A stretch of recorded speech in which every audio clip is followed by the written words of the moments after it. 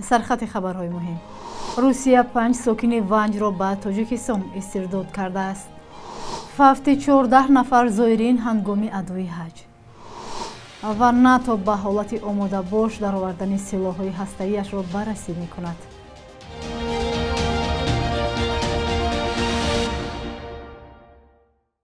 سلام بیننده‌های عزیز، امیدوارم خوب. دوام چند دقیقه بعدی شما را با آخرین خبرهای تاجیکستان و جهان آشنا می‌سازیم. امروز سه‌شنبه 18 ایون. مقامات انتظامی روسیه 5 ساکن جماعت یزدگولام ناحیه ونج را بازداشت و به تاجیکستان سپردند. یک منبع رادیوزادی که نخواست نامش ذکر شود، روز 17 ایون گفت که آنها ساکنان دهه اندربگ یزدگولام هستند و به عضویت در گروه تندرو ایبدار می‌شوند.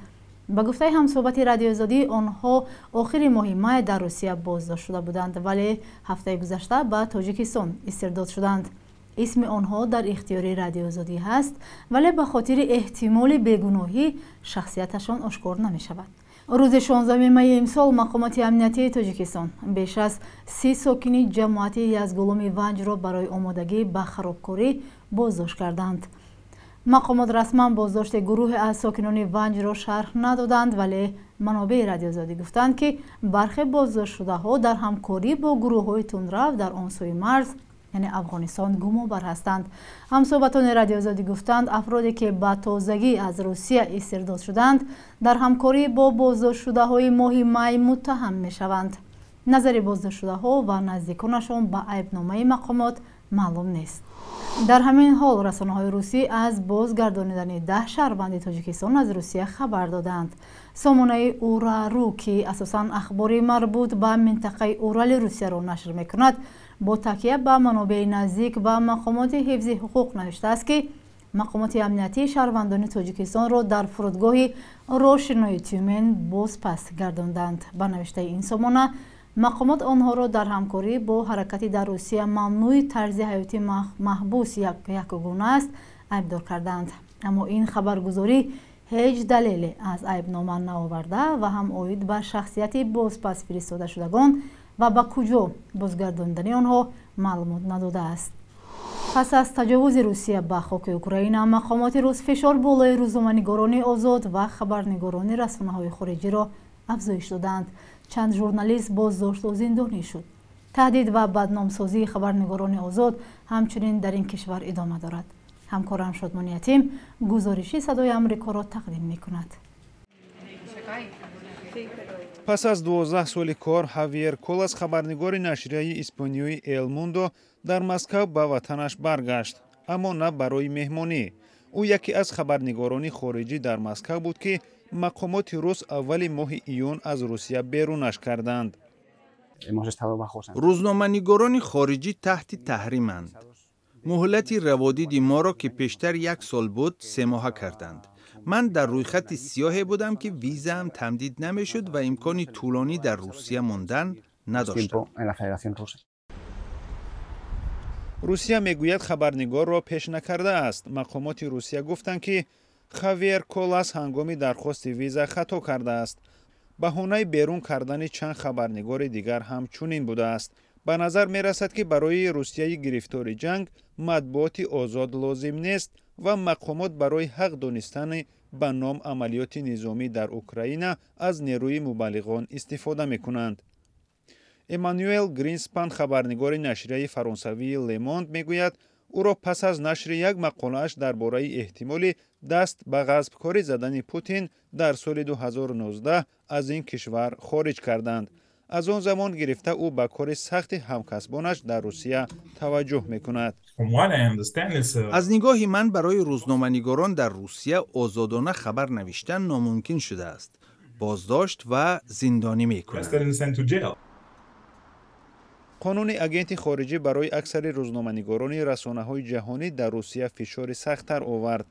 کارشناسان میگویند کرمل برای فشار و سرکوب و زندانی کردن خبرنگاران خارجی از این قانون استفاده کرد.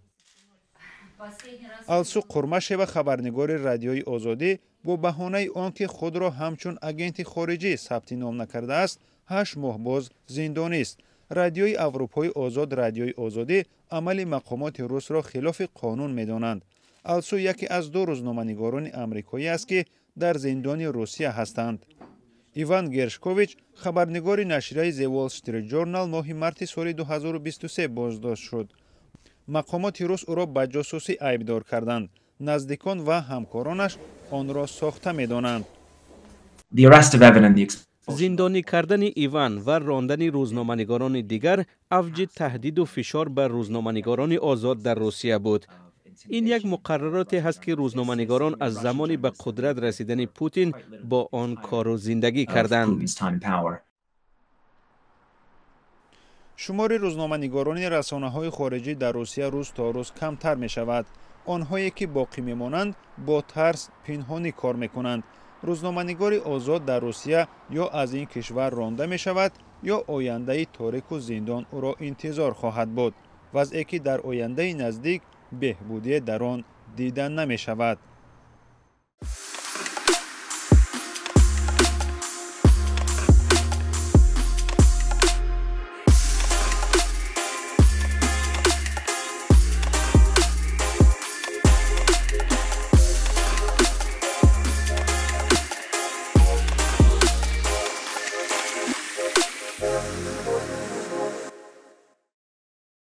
چهارده نفر زایرین هنگام ادای حج در عربستان سعودی جان دادند. به اطلاع وزارت کارهای خارجه اردن 14 شهروند این کشور بر اثر گرمی شدید به هلاکت رسیدند و 17 نفر دیگر بی‌درک دانسته شده جستجوی آنها ادامه دارد.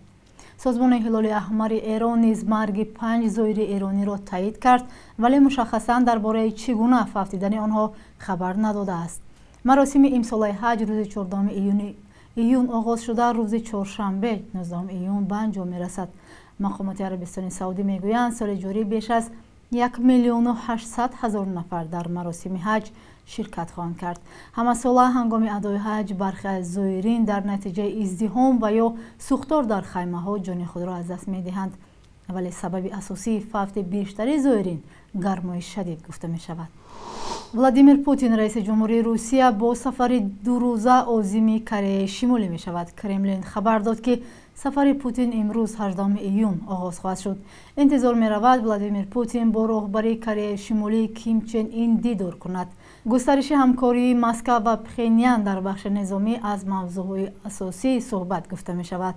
ایالات متحده آمریکا و کره جنوبی رسما کره شمالی را متهم میکنند که به روسیه توپخانه، موشک و دیگر تجهیزات نظامی میدهد و مسکو این سلاح را در حمله به اوکراین استفاده میبرد.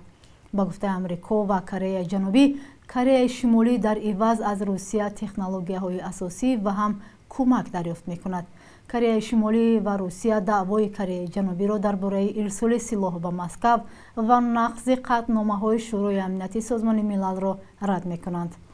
کشورهای عضو ائتلاف نظامی اتلانتیک شمالی خود ناتو در رابطه با حالت آماده باش قرار دادن سلاح‌های هسته‌ای به دلیل تهدیدهای روسیه، چین و کره شمالی مشورت را آغاز کردند. دبیر کل ناتو ینس استولتنبرگ در صحبت با The Telegraph گفته است کشورهای عضو ائتلاف در حال حاضر برای جایگیر کردن تعداد بیشتر کلاهک‌های هسته‌ای گفتگو می‌کنند. همچنین بیرون برآوردن موشک‌ها از انبار و در حالت آماده باش قرار دادن آنها نیز بررسی می‌شود. با گفته استولتنبرگ، چین به بخش تسلیحات زمانوی از جمله تسلیحات هسته‌ای خود سرمایه هنگفت خرج می‌کند و از سال 2023 کلاهک‌های هسته‌ای این کشور الکی به 1000 رسیده است. و چون همیشه در این بخش همکارمان خیرمان بخازاده از مهمترین تحولات تاریخی برای امروز خبر می‌دهد.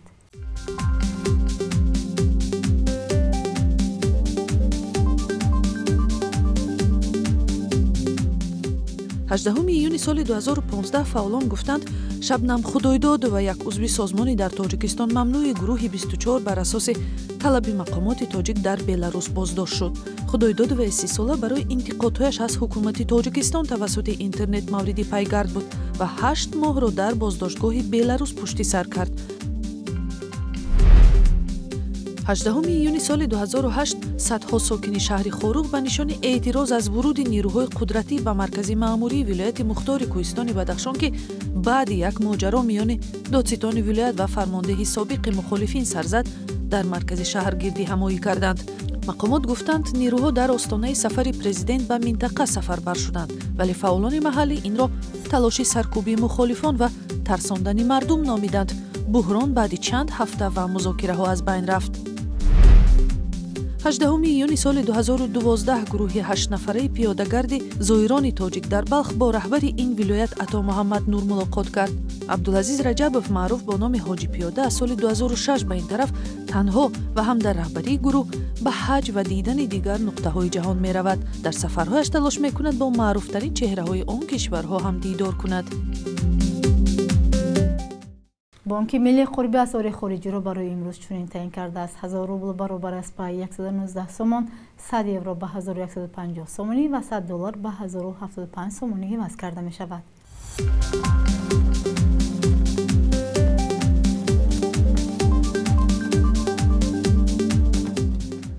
бинандаҳои азиз, инҷо расидем ба поёни барнома. ташаккур ки моро ҳамроҳӣ кардед. То фардо хайр.